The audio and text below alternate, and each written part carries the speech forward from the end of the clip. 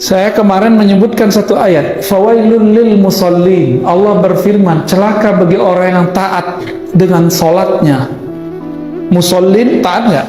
Musalli, orang yang sholat. Sholat adalah afdalul ibadat, ibadah paling tinggi. Sepakat?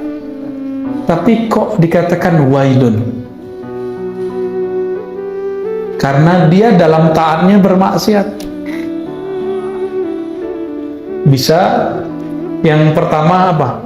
Kalau di situ disebutkan melalaikan waktu, oke, itu zahir. Yang batinnya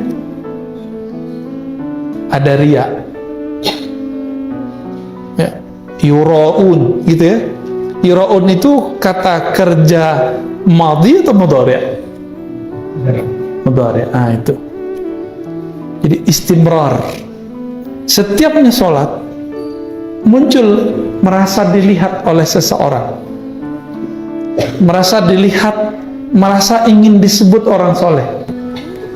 Kemudian dalam bab al-ihsan muncullah kemudian tasawuf. Tasawuf itu kemudian mempunyai beberapa disiplin. Disiplin ini disebut dengan thariqah. Maka beda mursyid walaupun thariqatnya sama akan beda adab, ya, tergantung pilih adabnya yang longgar atau yang ketat, itu pilihan, ya. Urusan ma'rifat itu nanti.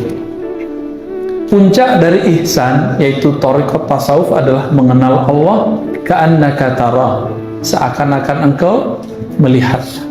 Karena ambo menerjemahkan anta'buda bukan beribadah. Anta'buda itu anta'rifah, garam bahwa Allah itu tidak bisa dicapai oleh absar, tapi bisa dirasakan dengan cara ihsan, ya. Maka kami katakan kepada diri kami sendiri dan kita semua, jangan putus asa kepada Allah. Maka saat orang maksiat ataupun orang taat, jangan bersandar kepada amal. Ada amal soleh, ada yang tidak soleh. Ciri-ciri orang soleh beramal dan dia bersandar kepada amalnya. Kalau hari ini soleh, merasa doanya mustajab. Kalau melihat orang tidak doa, kayaknya gimana gitu. Orang kalau kita tahajud malam ini, lalu dia sholat subuh, nanti kalau melihat tetangganya yang belum bangun, dia merasa dirinya lebih suci daripada si tetangga. Nah, hari itu kalau ada orang minta doa, dia mantap. Tapi kalau besok nggak bangun tahajud, sholat subuhnya telat, datang orang minta doa, kurang yakin. Pertanyaannya, Allah Tuhan saat maksiat, saat taat sama nggak? Allah malam kita tahajud, Allah saat kita tertidur sama nggak? Sama. Lalu kenapa kita kurang yakin? Maka kalau kita kena maksiat, harus munculkan rasa sadar, ya Allah, aku pemaksiat. Munculkan.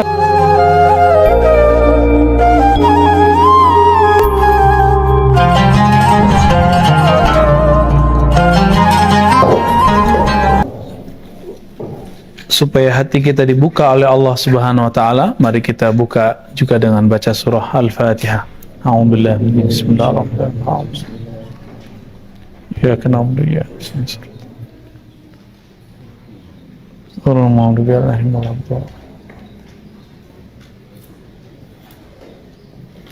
Allahumma salli ala sayyidina al-Fatihah lima ulika wal khatim wa sabana nasr al-haqq bil haqq wal Rabbi zidna ilman warzuqna fahman ففهمناها سليمان وكلا آتينا حكما وعلما وسخرنا معه داود الجبال سبحنا وطير وكنا فاعلين يا حي قيم يا رب إبراهيم يا رب موسى وهارون يا رب عيسى ويا رب محمد صلى الله عليه وسلم أكرمنا بالفهم وارزقنا علما وأكرم بحق سيدنا محمد صلى الله عليه وسلم آمين يا رب العالمين.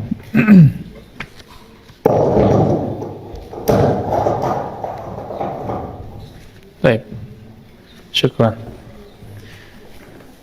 Kitab yang ada di tangan kita semua, kalau yang kuning itu di situ ada 3 kitab.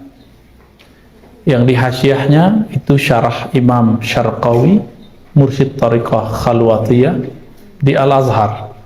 Jadi Azhari dulu sangat identik dengan tasawuf dan tarekat. Jadi mohon maaf kalau ada khirij Al-Azhar kini anti tarekat, alumni Al-Azhar kini anti tarekat, itu sangat disayangkan. Kami sangat menyayangkannya.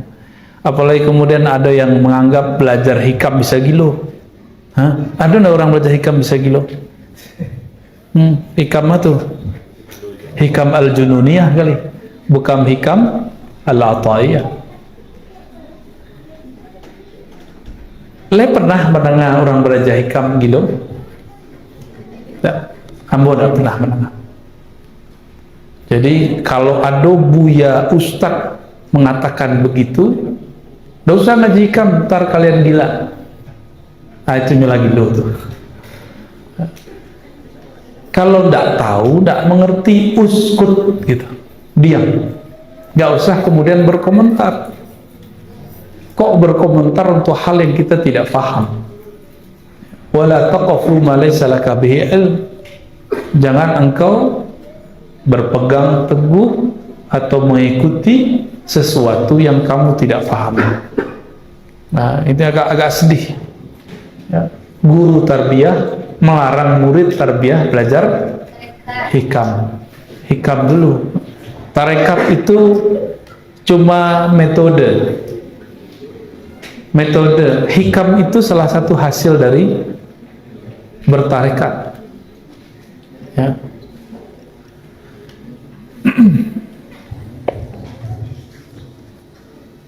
Kalau kepada Imam Syarqawi, sanad kita bisa kita bacakan agak pendek. Kalau ke Ibnu Thailah agak panjang. Jadi kalau kita menggunakan sanad buya-buya tarbiyah, terutama tarbiyah pasir, misalnya Buya Syafrin, Buya Nurdin ya, yang kemarin kita kunjungi, itu mereka ngambil ilmu ini langsung dari Syekh Sulaiman Rasuli. Jadi Syekh Sulaiman Rasuli dulu punya majelis khusus hikam. Jadi dulu Abuya Haji Husin itu ikut ngaji, ikut mengajarkan juga, tapi semasa Syekh Sulaiman Rasuli hidup, beliau mengajarkan hikam. Ya. Syekh Sulaiman Rasuli mengambil sanadnya dari Abu Bakar Syatta, pengarang I'anatul Talibin. Begitu juga dari Omar Bajunaid dan Sa'id Yamani. Begitu juga dari masyaikh-masyaikh yang lain. Mereka ini, siapa tadi? Abu Bakar Syatta.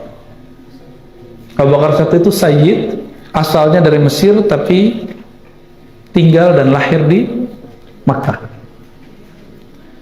Abu Bakar Syatta, Umar Bajunaid, Sa'id Yamani, beliau ini ngambil ilmunya dari Said Ahmad Zaini Dahlan. Ya. Sebentar, tadi ketinggalan. Syekh Sulaiman Rasuli ngambil dari siapa tadi? Bukan Bakri Syattanya, tapi yang dua tadi, Umar Bajunaid. Oke. Sedangkan Abu Bakar Syatta ada satu orang, yaitu antara Syekh Sulaiman dengan beliau, namanya Syekh Ahmad Khatib Al-Minangkabawi. Syekh Ahmad Khatib Minangkabawi berguru kepada Abu Bakar Syatta dan juga berguru kepada gurunya Abu Bakar Syatta, yaitu Said Ahmad Zaini Dahlan. Nah, Umar Bajunaid, Said Yamani ngambil dari Said Ahmad Zaini Dahlan. Nanti kan buat tulisnya sudah tahu. Dan hebatnya Syekh Ahmad Khatib itu pernah juga mengambil sanad dari guru Said Ahmad Zaini Dahlan, namanya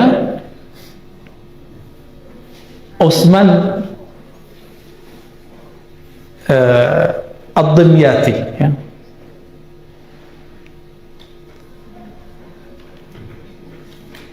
Hasan bin Utsman, ya, apa di sanadnya Ad-Dimyati. Beliau langsung ambil dari Abdullah Asy-Syarqawi. Taib. Ambo tulis ya. Panjang nggak? Ini panjang. Hah? Pendek. Kita taruh dulu ya.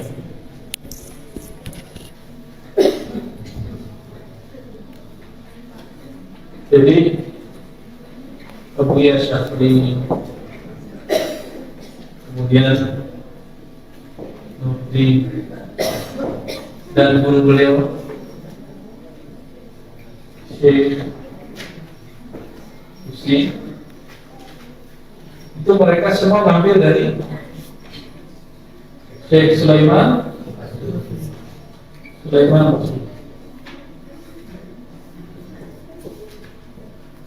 Syekh Sulaiman ngambil dari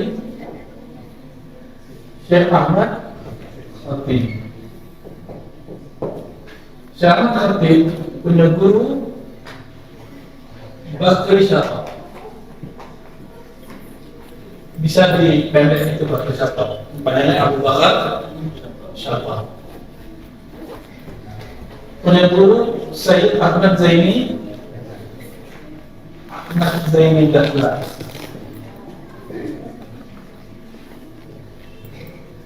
Sayyid Ahmad Zaini Dahlan punya guru Utsman Ibn Hasan At-Timiyati. Ahmad Khatib pun pernah ngambil dari, jadi jalur terpendeknya Utsman bin Hasan At-Timiyati. Syekh Ahmad Khatib punya guru Syekh Nawawi Al-Bandari.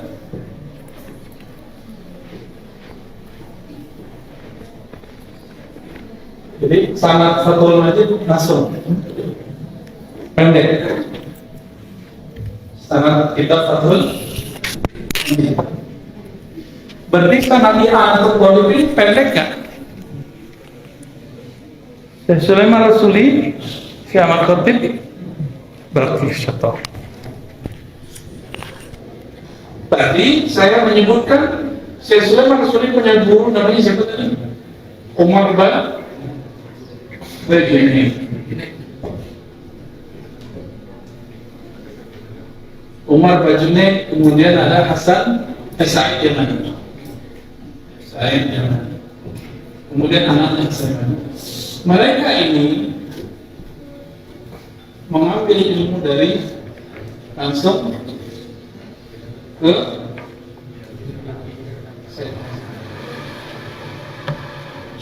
jadi ada beberapa jalur, maka sangat mukhtasar jiddan. Mukhtasar juga baca nggak? Dari Syekh Hadi Husin, Syekh Sulaiman Ar-Rasuli bisa langsung ke Umar Bajuni, terus Ahmad Zaini Dahlan lebih pendek. Syekh Utsman bin Hasan At-Timiyati berguru kepada pengarang Syarah Hikam Asy-Syarqawi, bukan Jokowi. Syekh Asy-Syarqawi Abdullah bin Hijaz itu namanya. Beliau seorang mursyid tariqat Khalwatiyah. Tariqat Khalwatiyah itu induknya tariqat Samaniyah. Induk tariqat Samaniyah. Yang masih Khalwatiyah murni itu pernah ada di Aceh. Saya lihat. Dulu kakeknya Buya Hamka, Syekh Amrullah, dan ayah Buya Hamka, Syekh Abdul Karim adalah mursyid tariqat Khalwatiyah. Dan Syekh Ahmad Khatib Minangkabawi dapat ijazah tariqat Khalwatiyah, Ba'lawiyah, Syaziliyah. Maka tolong diluruskan, Syekh Ahmad Khatib bukanlah Wahabi, Salafi seperti yang diklaim oleh orang-orang yang tidak mengerti sejarah. Beliau mursyid tariqat. Maka di dalam ijazah Syekh Sulaiman, kalau beliau mengatakan aku ijazahkan aurat dan zikir, itu zikir Ba'lawiyah, Syaziliyah, ya, Ba'lawiyah dan Syaziliyah. Itu main kedip-kedip bang, nanti lupa nih Afan ya. Baik, kebayang ya, ada jalur-jalur lain, nanti kita jelasin. Jadi sanatnya alun. Ya, alhamdulillah. Ya. Semoga sanad itu nanti itu baru awal, nanti silakan dikembangkan ya. Maka kepada pensyarah hikam yang di bagian hasyiah itu, itulah sanad yang di atas tadi ya. Baik. Min alamatil i'timad 'alal 'amal nuqsanur raja inda wujudiz zalal. Sebelum kita terjemah, ada muqaddimah tentang hikam. Mungkin di madrasah masih belajar hikam ya? Tarbiyah masih ya? Udah enggak? Semoga nanti dihidupkan lagi. Cuma kalau memang nggak ada pakarnya, nggak usah ganti kitab aja. Minhajul Abidin, Bidayatul Hidayah Ghazali cukup. Jadi kalau sudah ada yang pakarnya silakan ajar itu ya. Kenapa kita wajib belajar tasawuf? Jadi bagi saya belajar tasawuf bukan sunat, tapi wajib, karena itu langsung kalam Rasulullah SAW. Dalam bab ihsan dan iman itu beda lagi. Dalam bab iman lahirlah manhaj ahlus sunnah Asy'ariyah, ada manhaj ahlus sunnah Maturidiyah. Kemudian dalam bab al-ihsan muncullah kemudian tasawuf. Tasawuf itu kemudian mempunyai beberapa disiplin. Disiplin ini disebut dengan thariqah. Maka beda mursyid walaupun thariqatnya sama akan beda adab ya. Tergantung pilih adabnya yang longgar atau yang ketat, itu pilihan ya. Urusan ma'rifat itu nanti. Puncak dari ihsan yaitu thariqat tasawuf adalah mengenal Allah ka'annaka tarah, seakan-akan engkau melihat. Karena ambo menerjemahkan anta'buda bukan beribadah. Anta'buda itu anta'rifah, garan bahwa Allah itu tidak bisa dicapai oleh absar, tapi bisa dirasakan dengan cara ihsan ya. Sudah siap ngaji? Handphone bisa dinonaktifkan dulu? Oke, boleh dinonaktifkan dulu ya. Saya pun nggak bawa handphone ya. Baik, karena tadi sudah ada yang berkalam-kalam, kita mulai baca Fatihah lagi ya. Al-Fatihah. Alhamdulillah. Alhamdulillah. Ya kenapa ya? Syurat.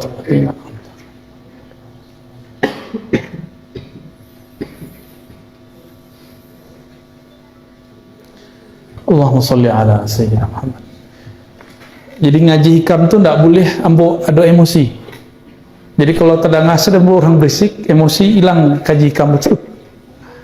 Maka kita ulang tadi membaca Al-Fatihah balik. Ya. Jadi tolong adab itu dijaga seketik saja supaya ambo bisa konsentrasi. Ya, siap? Sudah dinonaktifkan? Ya, baik. Kalau mau keluar, mau ada keluar aja nggak apa-apa, tapi nggak usah kemudian berisik. Baik. Qala Ibnu Athaillah Sakandari min alamatil i'timadi 'ala al-'amali nuqsanur raja'i inda wujudiz zalali. Min di antara litab'id alamat tanda-tanda seseorang itu belum kenal Allah, belum bersandar kepada Allah, tapi bersandar kepada amalnya. Nuqsanur raja ya. Nuqsan berkurangnya raja. Apa arti raja? Bukan radio raja kan? Bisa kemari lagi Ustaz? Bisa ke situ Ustaz, silakan Ustaz ya. Nuqsanur raja, kurangnya raja, kurangnya rasa harap. Bahasa lainnya muncul keputusasaan. Bahasa lainnya su'uzzan, berburuk sangka kepada Allah. Inda wujudi zalal, inda di saat, di sisi wujudi zalal, adanya zalal. Mahwa zalal, az-zalal yani al-azan, kemaksiatan. Jadi Imam Mu'tazilah langsung menghadang para ahli akidah dan ahli fikih yang saklek.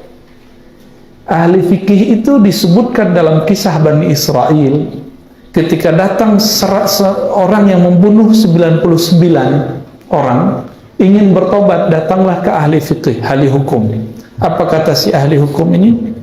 Malaka minat taubah, sudah tidak ada tobat bagimu, satu nyawa balas satu nyawamu, engkau kekal di neraka, kira-kira begitu. Jadi dari dulu sudah ada ahli-ahli agama yang suka horor jadi panitia sorga dan neraka. Ini contohnya. Yang kemudian menutup rahmat Allah dari makhluk Allah. Ini sudah ada kasusnya. Jika ini terjadi di zaman kita, pada umat al-Muhammadiyah, al-Ummah al-Muhammadiyah, itu bisa terjadi kembali, itu cuma perputaran masa. Ya, chip yang di dalamnya sama, ya. Pewaris kan ada pewaris Dajjal, ada pewaris Abu Jahal, Abu Lahab, atau ada pewaris Nabi Muhammad Sallallahu Alaihi Wasallam, ada pewaris Nabi Musa, pewaris Nabi Isa. Nah, orang ini, si pembunuh ini yang sudah membunuh 99 orang, akhirnya dia emosi. Saya mau baik kok, mau bener kok malah nggak diterima. Maka melayanglah pisaunya, tergoroklah itu leher sang alim yang sangat saklek, sang alim panitia surga dan neraka. Wal akhir mati, genaplah jadi 100. Tapi si pembunuh ini setiap selesai dia berdosa, dia langsung ingat Allah dan dia menangis. Hatinya menjerit, ya Allah, kenapa saya maksiat? Kapan saya bisa berhenti maksiat? Jangan-jangan setiap pemaksiat hari ini menjerit dalam dirinya, ya Allah, kapan saya berhenti bermaksiat? Jangan-jangan orang-orang yang kita anggap dirinya lacur, hina, itu setiap hari dia menjerit kepada Allah dan dia tidak merasa dirinya ini sesuatu di sisi Allah. Saya kalau ada orang berdosa, orang-orang yang nakal, tapi kemudian mengaku salah, saya cinta sama dia. Tapi kalau ada orang yang taat, sok suci, saya pun nggak suka sama dia. Apalagi orang maksiat udah sok suci, ya, lalu nuduh kita nggak benar, ya. Pernah orang-orang LGBT itu dinasehatin. Apa kata mereka? Kalian munafik, dengan tangannya melambai. Kalian munafik. Kalau salah, salah aja, nggak usah nuduh orang lain munafik, gitu. Allah terima kok. Mau LGBT kayak, mau zina 1000 kali kayak, mau korupsi 1 triliun kayak, mengadas kita triliunnya. Tapi kalau dia merasa dirinya hina kepada Allah, Allah suka orang begitu. Kenapa? Kullu bani Adam khata'. Semua manusia pasti salah. Apalagi orang-orang kayak kita di zaman sekarang cukup maksiat lewat handphone. Enggak? Handphone itu paling gampang, maksiat paling mudah. Lewat smartphone, ya. Nanti jadinya Zanbu phone. Apa arti Zanbu phone? Handphone dosa, bukan handphone yang berdosa, kitanya yang banyak dosa. Akhirnya orang itu mendengar kabar, mencari-cari adakah orang yang bisa menjawab kegalauannya. Ternyata ada di kaki gunung, pelosok negeri. Sampailah di situ, datang kepada seorang yang tidak dikenal. Jadi terkadang wali itu ada yang dikenal, ada yang tidak dikenal. Orangnya masih dikenal, cuma di pelosok. Datanglah beliau kepada orang itu, al-arif billah lebih kurang, lalu menyebutkan semua kesalahannya. Dan dia mengatakan, dosaku yang paling besar bukan yang 99 itu, tapi yang nomor terakhir, bunuh ulama, panitia surga. Apa kata beliau? Apa yang menghalangimu dari tobat? Gitu, perkataan siapa? Orang yang arif billah ini. Sini, kamu bertobat bersama saya, kita minta kepada Allah untuk mengampunimu. Bercucur air mata orang ini, tapi dikasih itu syarat. setelah hari ini engkau tinggalkan kampungmu, kamu tinggalkan komunitasmu, pergi ke kampung baru. Baru sampai di tengah jalan, mati. Pas di tengah, malaikat azab datang, mau diambil, sudah diambil nyawanya, dipanggil oleh Allah, tunggu dulu, malaikat rahmat belum sempat ngitung. Dihitunglah perjalanannya. Di situ terlihat oleh malaikat rahmat, ya Allah, ini baru 50. Maka Allah panjangkan negerinya, Allah dekatkan ke kampung yang mau dituju. Cuma beda 1 jengkal, belum punya amal, baru punya pengakuan dan taubat. Allah langsung taruh orang ini masuk surga. Gampang-gampang susah ya masuk surga itu. Bayangkan udah bunuh 100 orang. Maka kami katakan kepada diri kami sendiri dan kita semua, jangan putus asa kepada Allah. Maka saat orang maksiat ataupun orang taat, jangan bersandar kepada amal. Ada amal soleh, ada yang tidak soleh. Ciri-ciri orang soleh beramal dan dia bersandar kepada amalnya, kalau hari ini soleh merasa doanya mustajab. Kalau melihat orang tidak doa, kayaknya gimana gitu. Orang kalau kita tahajud malam ini, lalu dia sholat subuh, nanti kalau melihat tetangganya yang belum bangun, dia merasa dirinya lebih suci daripada si tetangga. Nah, hari itu kalau ada orang minta doa, dia mantap. Tapi kalau besok nggak bangun tahajud, sholat subuhnya telat, datang orang minta doa, kurang yakin. Pertanyaannya, Allah Tuhan saat maksiat, saat taat sama nggak? Allah malam kita tahajud, Allah saat kita tertidur sama nggak? Sama. Lalu kenapa kita kurang yakin? Maka kalau kita kena maksiat, harus munculkan rasa sadar, ya Allah, aku pemaksiat. Munculkan harapan. Ada nggak di antara para asatidz, para santri yang tidak berdosa? Nggak ada kan? Punya dosa kan semua? Nggak usah macam-macam, dosa lisan itu udah macam-macam kita ya. Kita ngomongin orangnya dari kemarin udah banyak.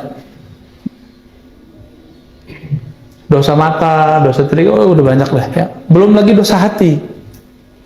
Dosa tidak suka sama orang, lalu kemudian menghasut orang lain tidak suka.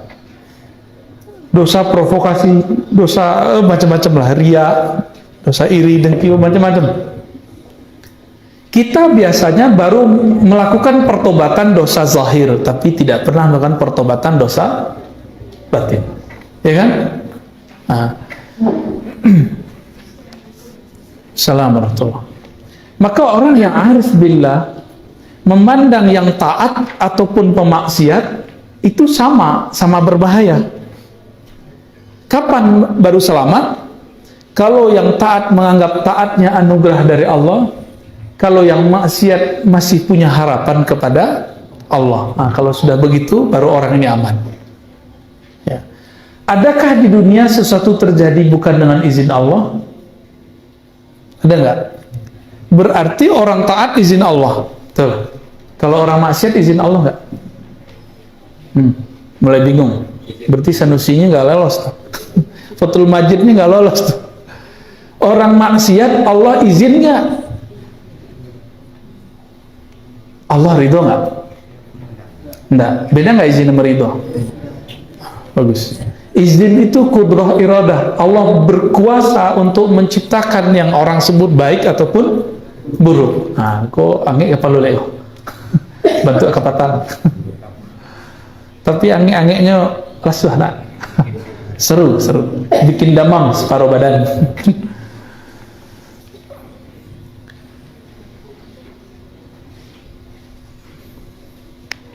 Ya, duduk silakan. Sampai di mana tadi? Oke. Orang bermaksiat itu maksiat zahir. Kalau orang taat, ada nggak maksiat batinnya? Ada nggak? Jadi dalam taat itu ada maksiat, dalam maksiat itu ada taat. Makanya tidak boleh kita memastikan orang taat itu pasti masuk surga. Tidak juga elok mengatakan pelaku maksiat mesti masuk neraka.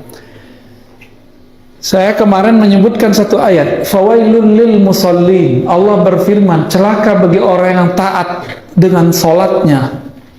Musallin taat nggak? Musalli, orang yang solat. Solat adalah afdolul ibadat, ibadah paling tinggi. Sepakat? Tapi kok dikatakan wailun? Karena dia dalam taatnya bermaksiat. Bisa yang pertama apa? Kalau di situ disebutkan melalaikan waktu, oke, itu zahir. Yang batinnya ada riya. Ya, yura'un gitu ya. Yura'un itu kata kerja madhi atau mudhari'? Mudhari'. Ah, itu. Jadi istimrar. Setiapnya sholat muncul merasa dilihat oleh seseorang, merasa dilihat, merasa ingin disebut orang soleh. Dulu waktu demo-demo, orang mengut sampah supaya disebut Islam itu bersih. Nah, itu riak juga tuh. Mungut aja, nggak usah karena pengen disebut Islam bersih. Islam nggak perlu dikatakan bersih nggak bersih. Islam sudah bersih. Inna dina indallahil Islam. Din di sisi Allah cuma Islam. Jadi nggak perlu kita bersih-bersihkan. Yang kita perlu bersihkan si muslimnya. Islam nggak perlu. Islam cuma satu, muslimnya yang berbeda. Islam tidak pernah kotor, muslimnya yang kotor. Oke?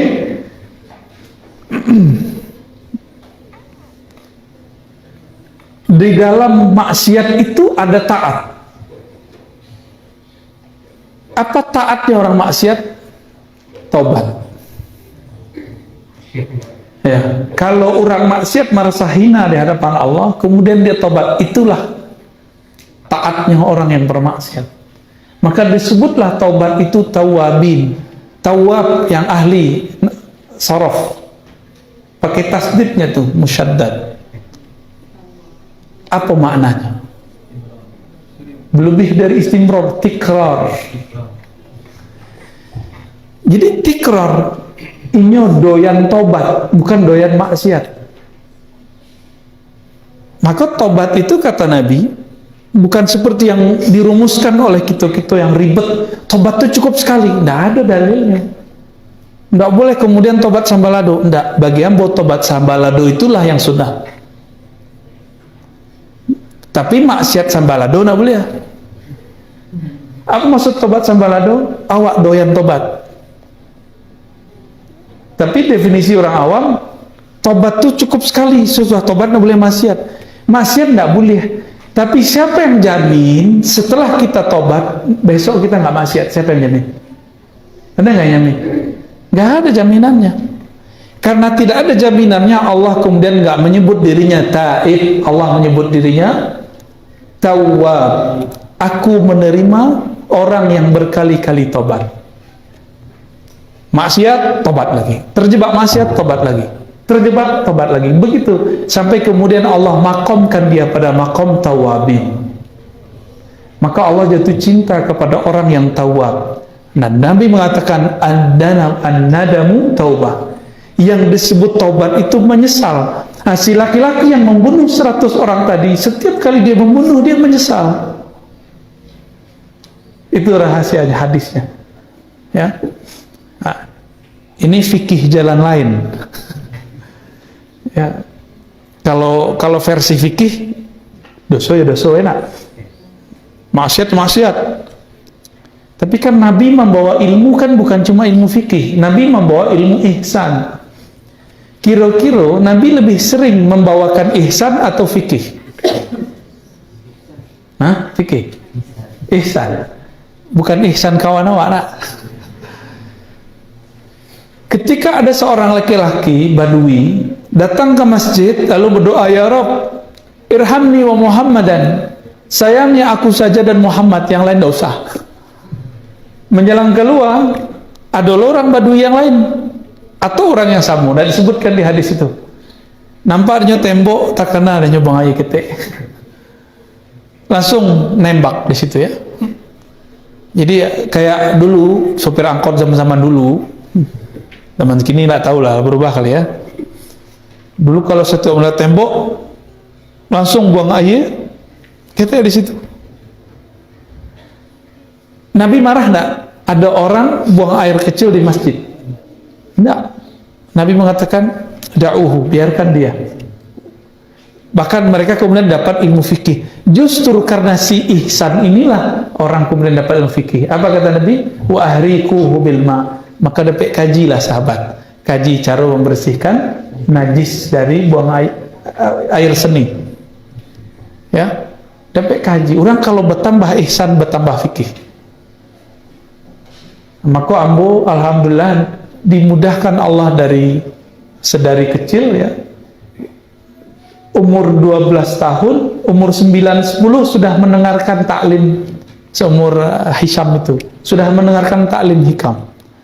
Umur 12-13 sudah mulai megang kitab hikam. Kalau adik-adik kelas 7 ya, udah berapa tahun umurnya itu? Udah 17?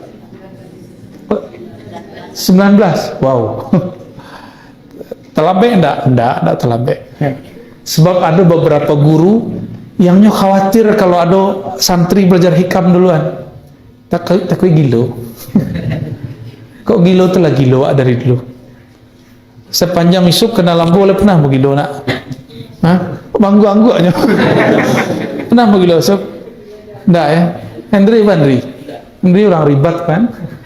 Pernah celek begilo? Enggak. Mungkin Hendri yang gilo mau nendak kan? Gilo ke menikah. Baik. Iradatuka tajrid ma'a iqamatillahi iyyaka fil asbab min asy-syahwatil khafiyyah. Kita potong di situ dulu ya. Jadi ada dua hal manusia. Hal namanya tajrid, hal namanya asbab. Tajrid dari kata jarrada yujarridu. Kalau disebut fi'il sulasi, apa?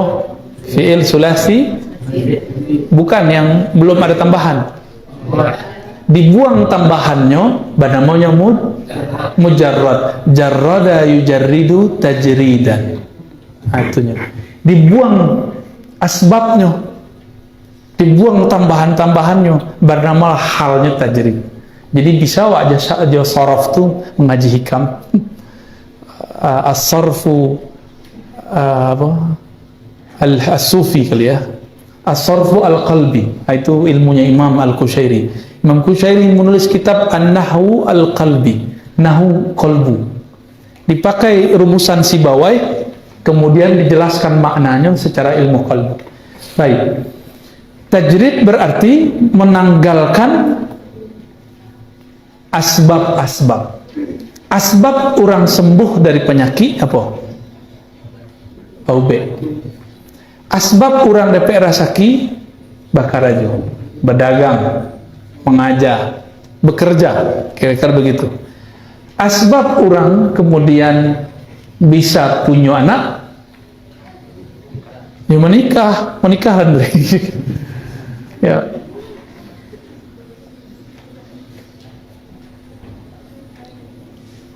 Iradatuka tajrid, iradatuka itu kan masdar muawwal, fi'il mudhari' itu masdar muawwalnya. Jadi kalau dibalik kaunuka ya, keinginanmu ngapain ya? Turidu an takuna yani mujarridan ya. Keinginanmu ingin menjadi ahli tajrid ma'a iqamatillah iyyak, sedangkan Allah sedang meletakkan maqammu atau ahwalmu pada asbab supaya wak malin baguruna.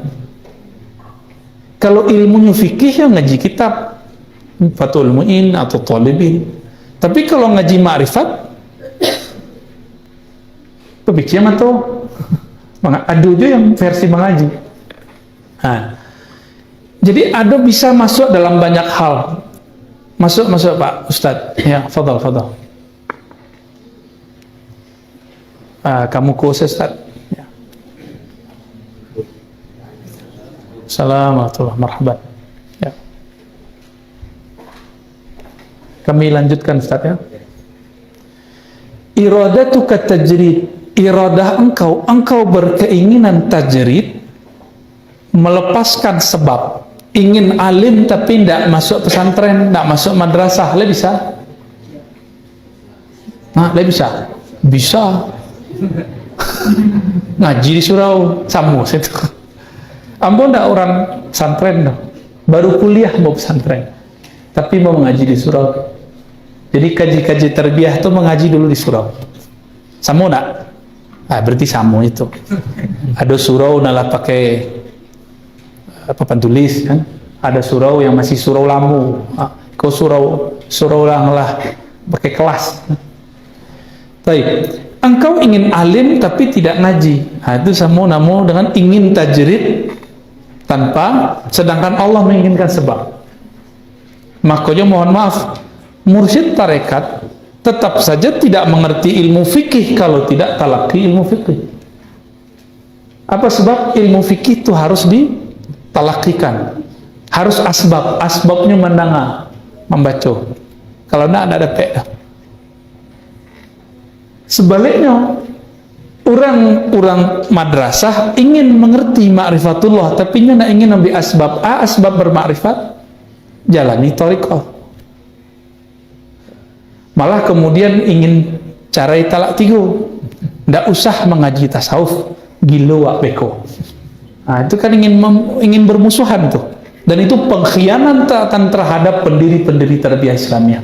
Semua pendiri tarbiyah Islamiyah adalah mursyid. Kita sebut satu-satu. Syekh Abdul Wahid Salihi, mursyid Naqsyabandiyah. Syekh Sulaiman Rasuli, mursyid Naqsyabandiyah. Dulu Madrasah Al-Manar Syekh Abdul Rahman Batu Ampa, itu mursyid tarekat. Syekh Jamil Jahu, mursyid.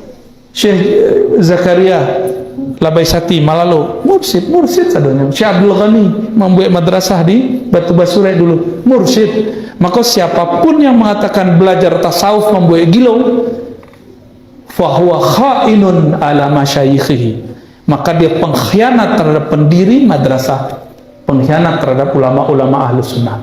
Tidak ada ampun no. Ya, tobatlah capek. Ya, kalau ada ambo yakin dan hadir nak meritu kan. Wah, sunuzon saja kepada tidak hadir. Ingin mengambil tajrid tanpa asbab supaya disebut apa? Ingin sembuh tanpa ke dokter. Awak pakai doa salah. Supaya disebut apa? Ustadz Buya Sakti. Yo karomah Buya kok. Orang kalau sakit yo diambuh ya sembuh. Bahaya nak. Nabi mengajarkan awak ada saatnya tajrid, ada saatnya asbab. Ada saat-saat tertentu sahabat Nabi tidak sempat baube, tabalah betisnya babalah dua. Perang Uhud, datang kepada Rasulullah, wahai Rasulullah, betisku kena tombak. Pakai tajrid lah. Maka Nabi baca bismillah, langsung batawinya hilang darahnya, sembuh seperti sedia kala. Jadi Nabi tidak setiap hari. Di waktu sudah zaman aman, Nabi SAW mengatakan kepada sahabat, tadawu wa ibadallah, berobatlah wahai hamba-hamba Allah, akan bala itu. Jadi Nabi bisa menempatkan dirinya. Makom tajrid bukan berarti sempurna, makom asbab bukan berarti kurang. Asbab dan tajrid itu keadaan yang Allah berikan, dan semua keadaan itu sempurna kalau bersumber dari Allah Subhanahu wa ta'ala. Jadi orang basuluk di sekolah, santri baca kitab itu sempurna, sesempurna orang basuluk di surau. Kalau kesempurnaan itu digabung, itulah kemudian jadinya kamil mukamil. Ya, kalau ndak ada kamil tuh, kamil surang-surang aja. Ya. Apa sebab orang ingin tajrid, orang ingin berilmu tanpa ngaji, ingin sembuh tanpa berobat, ingin kaya tanpa berusaha? Syahwatil khafiyah. Jadi syahwat terbagi dua. Ada syahwat yang zahir, jaliyah. Yang kedua, syahwat yang khafiyah. Apa arti khafiyah? Tersembunyi. Syahwat nan zahir jaliyah, kalau awak lapar litak makan. Kalau sedang litak tuh makanan paling teragak. Ya. Itiak kalio. Boleh, gajebo. Apa boleh? Kawa daun. Randang lama. Macam-macam. Jadi ketika awak lapar, itu memang muncul itu. Itu syahwat apa? Itu syahwat perut. Syahwat dua perut kawin, nikah. Kalau syahwat yang tersembunyi apa?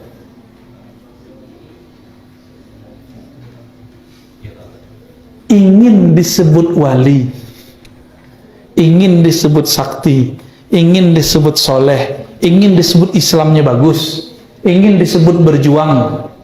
Nah, ingin di dalam tuh, keinginan tuh le tampak, iradah le tampak, iradah tuh enggak. Nah, nampak cuma garis badan, mazahir, jasad tampak, ya. Tapi di batin enggak tampak. Maka iradah itu enggak tampak. Baik.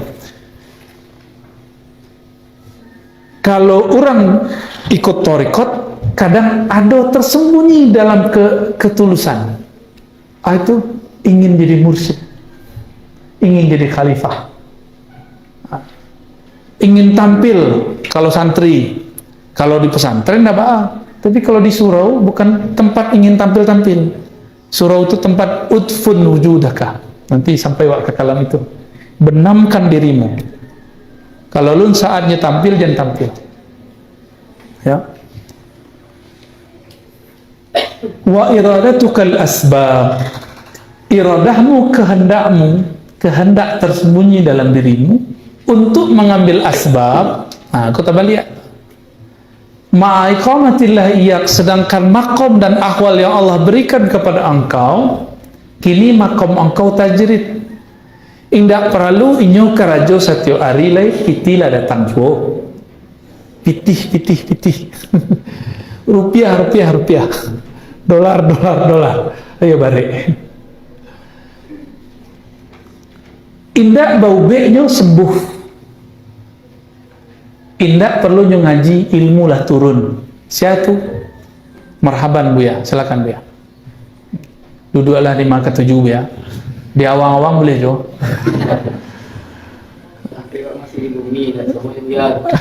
Ndak gitulah di langi kampek wah. Yo, daur Rabia. Yo. Tinggi kampek gitu, langi-langitan. Kita lanjut ya. Iradahmu asbab, engkau masih mau kerja sedangkan rezekimu sudah mengejarmu. Lah datang rezeki kawak, lah do nak buah. Lah do petugas awak, lah do orang yang kemudian mewakili awak di situ, awak tinggal ongkang-ongkang kaki selai. Masih jo ingin mengajar dunia. Itu disebut orang yang ingin asbab sedangkan makom dia sudah tajrid. Apa tuh? Inhitatun. Inhitat tuh bentuk orang terjun, tidak pakai payung dari lantai sampai ke bawah.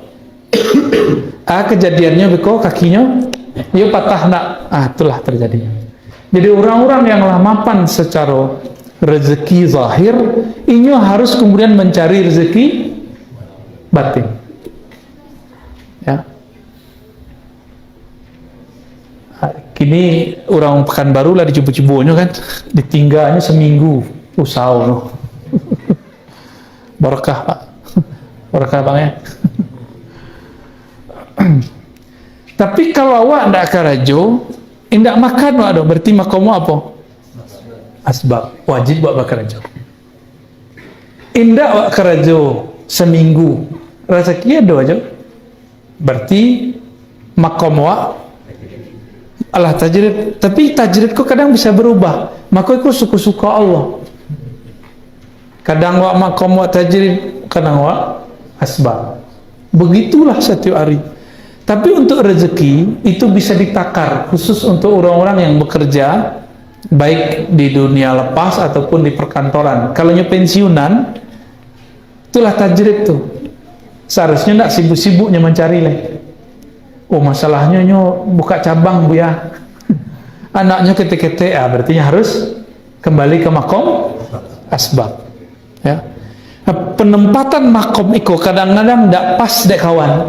Itulah keluhan kepada kawan-kawan kita di dunia dakwah. Kan ada beberapa kawan-kawan ahbab-ahbab kita yang kemudian dakwah meninggalkan anak istri, padahal makomnya baru asbab. Lesa mau bahasa anak mau jan-ojan, majan-ajan, ya, tasannu, tahu tasannu bahasa Arabnya. Dibuat-buat, ini alun tajrid lah bentuk orang tajrid.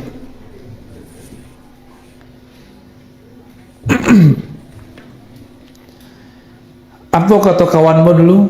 Ustadz, nanti saya kalau udah mapan, saya akan menghafalan Quran. Lah mapannya, jadi apanya Quran? Tidak. Apa sebab? Lah baca bang rumah. Itu bisa terjadi. Baca bang penganah, baca bang kantua, buka kantua. Akhirnya tidak sempat menikmati. Mau menikmati, mati. Itu banyak kejadian begitu. Jadi kalau kita kajawana, dunia itu larinya taruh. Jadi dunia itu bentuk awak belanjur di pasar teh, bentuk nak kembali. Sudahlah. Jadilah sekian saya turun dari 200 jadi 150 kan. Bentuk angin ciayam. Yonya bentuk ka mawali mundur kan. Ndak usah mahal na. Ilmu idu awak nak pandai wadah. Baik. Maka pintar-pintarlah melihat diri awak kok tajrid atau asbab. Ukurannya tadi untuk rezeki zahir, lain makan anak bini wa, lain makan awak butuh kebutuhan sehari-hari cukup, tidak terbelit hutang. Maka sudah tajrid. Tapi kalau tidak karajawa, masih cicilan rumah wa, berarti penyutangan, berarti harus asbab. Dan itu tidak tercela, itu biasa saja. Itu hal yang biasa. Maka jangan merasa hina pula kalau asbab. Jangan merasa sanang pula kalau lah tajrid. Orang tajrid kok kesepian. Kok penjelasan umum, penjelasan level berikut. Ada namanya al-jam'u baina tajridi wal asbab. Di dalam kita mengajar rezeki yang zahir, iktikad kita Allah lah yang memberi rezeki. Itulah al-jam'u bainal asbabi wat tajrid. Itu yang paling bagus. Ya. Zahirnya mencari rezeki, batinnya meyakini rezeki itu dari Allah. Marhaban, sabar. Allah itu kita nak. Kalau versi hikam, jadi itu torikotnya hikam kok agak barik kalau diikuti, tapi kalau dikaji asik. Kita yang asik salah dulu. Semoga makomnya nanti dapat. Apa kata beliau? Kalau ada orang magi hawa atau awak dapat gaji, haram dia ambil kalau tidak meyakini Allah nak menurunkan. Barik tak? Tidak barik bagi tu. Ya. Quran kan kita lah baik misalnya. Apa kata Allah? Nahnu narzukuka. Kamilah yang memberi engkau rezeki. Kami tidak pernah minta rezeki kepadamu. Itu Allah berkalam begitu. Tapi ayat itu jangan salah paham. Jadi dan kemudian tajrid kau bermula ada dari lahir, ada dari batin. Ada orang muncul tajridnya, dia inyolah mapan secara asbab.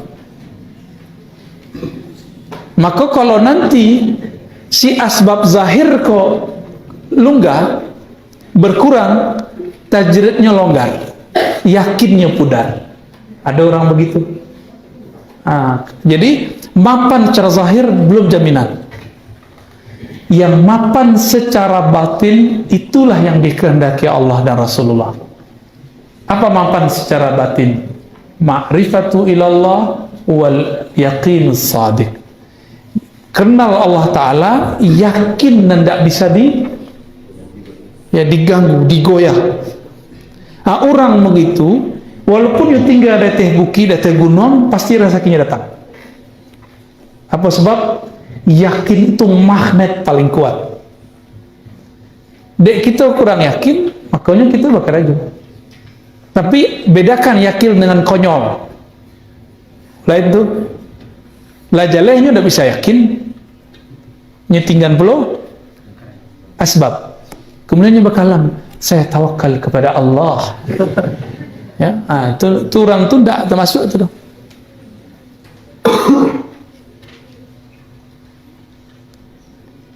Jadi nan maka kita ambil.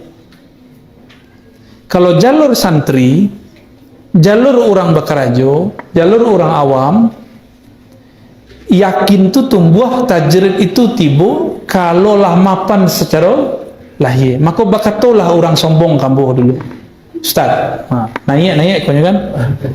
Orang itu baru bisa tenang beribadah.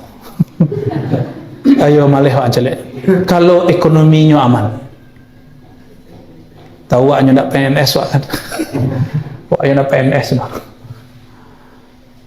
Ndak lo pedagang tu. Ambo orang Minang tak pandai pedagang tu. Aduh syarat orang Minang bisa pedagang tak? Tidak, alhamdulillah.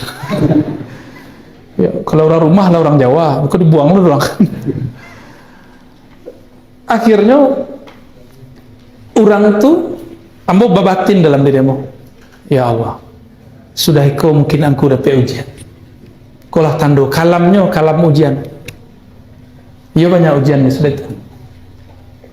Bukan karena ambo yang berkalam, tapi kita dipinjam kalamnya. Jadi kalau ada bapak ibu berkalam, aku nanti mereka. Terjadi bukan awak yang membuat orang itu terjadi begitu, tapi karena lisan kita dipinjam bakalam gitu. Siapa yang minjam? Bisa malaikat, bisa Allah. Itu yang terjadi pada Abu Hurairah. Melihat Abdul Malik bin Marwan, apa kata beliau? Masih kete, umur 5 tahun. Iko menjadi raja. Ia jadi raja. Orang itu menjadi raja karena kalam Abu Hurairah atau karena takdir Allah? Takdir Allah. Berarti kalam tadi itu mubasyarat, kabar gembira saja. Ya.